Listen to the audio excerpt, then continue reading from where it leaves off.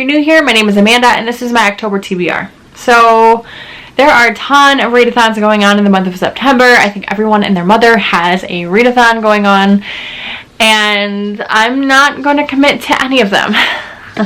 Which pains me to say it because October, I love the fall, and October is like my favorite month for readathons normally, but I just participated in Becca's Book-Abeauthon in the month of September, and I thoroughly enjoyed that readathon. It was a month-long readathon. There were 9 books on my TBR, and I finished all of them.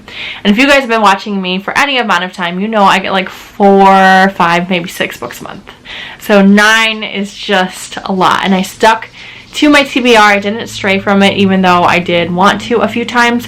So this TBR is just kind of tentative, I guess I can say. And I don't know if I'm going to get to all of these things or if I'm going to pick up other things, but this is what I would like to get to this month. And then I guess at the end of the month we'll just see how well I did. I would actually love if I could read, 9 books again. That would be cool. But we'll see. I'm pretty tired, so we'll see. So let's just talk about the things that I want to get to this month, and we'll just see what happens. So I do have a couple of books that I absolutely have to get to this month. One of those is a review copy. St. Martin's Press reached out to me to see if I wanted to be part of a blog tour for an upcoming YA fantasy that's coming out in October. The name of the book is called A Golden Fury. It's by Samantha Cohen, and as far as I can tell, it is about female alchemist and the Sorcerer's Stone. And I don't know how those things like intermingle, but it sounds pretty interesting. It is YA fantasy, which you guys know I don't read a lot of. I don't read a lot of fantasy in general, but it sounds really cool. And so I went ahead and I read some early reviews of it, and people seem to enjoy it, so I think I'm going to enjoy it as well. So look out for that review up on my channel in the next couple of weeks. The next thing that I absolutely have to get to this month is The Haunting of Hill House by Shirley Jackson. This is the book pick for the Gothlit book club that I'm in. I have participated every month. This is only the 3rd novel, so it's not like that's a feat or anything, but I love it so much. The books that we've read Mexican Gothic, we've read Dracula. The live shows are really cool. I've been thinking about hosting or applying to be a host at some point. I don't know. But so the pick this month is The Haunting of Hill House, and you guys know that I've picked this up multiple times and I've never finished it.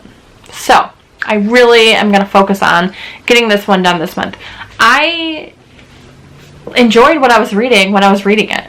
I don't know why I've put it down multiple times, but I have. So I really want to watch the Netflix TV show.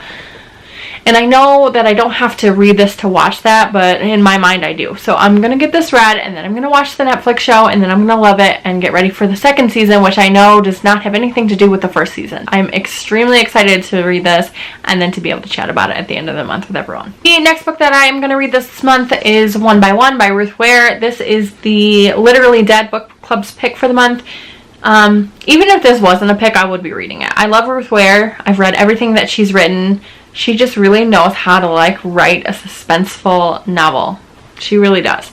Are all of her novels 5 stars for me? No, they're not, but they're all enjoyable, and I really, really like them. The Death of Mrs. Westaway is my absolute favorite novel by her, and this one in particular, I think they're stranded on a mountain because of an avalanche, and people start dying. They get snowed in and people start dying. So it's survival. Hello, survival story. Yeah, sign me up. I'm here for it. So really, really, really excited about this one. Something else that I really would like to get to this month is The Only Good Indians. This is by Stephen Graham Jones. I pre-ordered this book. It's been on my radar for a very long time.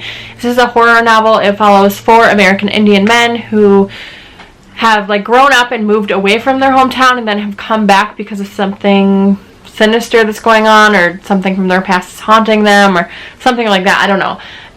I don't think I've heard a lot of people talk about this one. I know that he has another short novella that just came out, something with mannequins, that people really seem to like, so I'm sure I'm going to love it. It's horror. It's by an Indigenous author, so I gotta support. And it's blurbed by Paul Tremblay and Tommy Orange, who is the author of There, which I desperately need to read. I've been on a middle grade kick lately. I don't know why. Normally I don't read middle grade, at least not very often. But for whatever reason, I've just been wanting to read that recently. I don't know if it's because I need some escapism. I need to feel like a child again because I'm struggling with my mental health with quarantine, or you know what, I don't know what the deal is, but we're not gonna delve into that too much.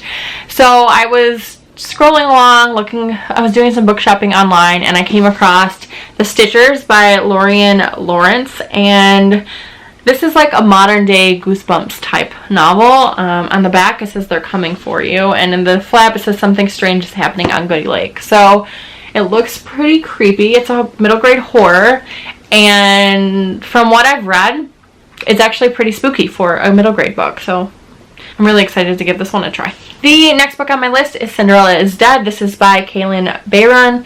This is a story that takes place 200 years after Cinderella has died, and in this kingdom they kind of like idolize Cinderella, and the girls and women in this town or in this kingdom are meant to behave in a certain way because of Cinderella. Like if they behave a certain way, they'll get a fairy godmother just like she did. They'll marry a prince. And every year there is a ball that happens, and if you're a certain age, I think 16, you have to attend that ball, and there's a chance that you could be chosen to marry the prince, just like Cinderella was. So I don't know. I started already. I'm only about 20 pages in. Really liking it.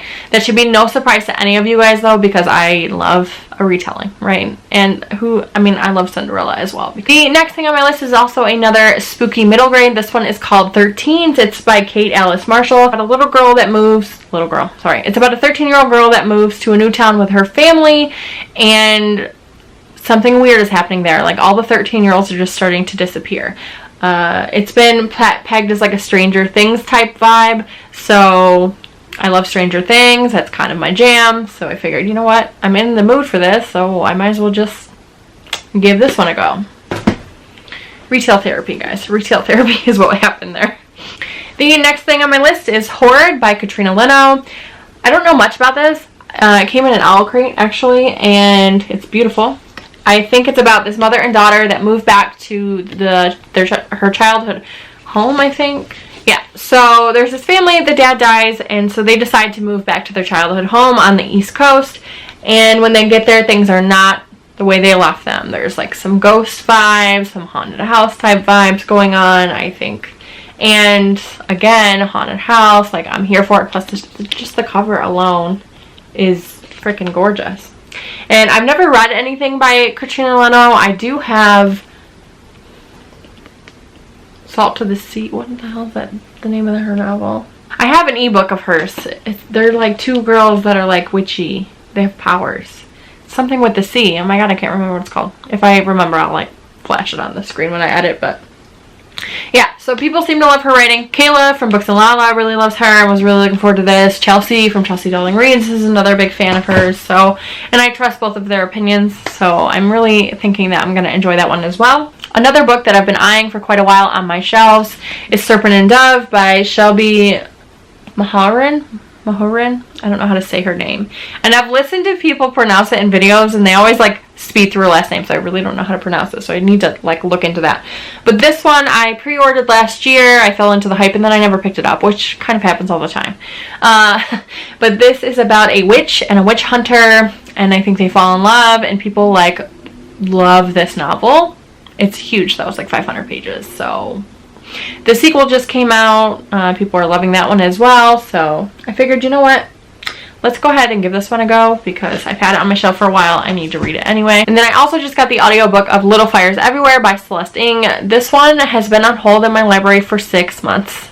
It finally came through, and I don't know if I'm going to have time to read it. So I'd like to get through that one, but we'll see. I did start listening to it. I didn't get very far into it, maybe like a half hour or so. But I know I'm going to love it. So if you guys have read any of these, let me know what you think. No spoilers, please. If you're participating in any kind of readathon this month, and you've created either a blog post or a video, go ahead and link it down below so I can go check it out. And leave me a little ghost emoji if you guys don't want to say anything, just so I know that you stopped by and you enjoy my content. Don't forget to like and subscribe. Follow me on Goodreads, Twitter, and Instagram, and I'll talk to y'all later.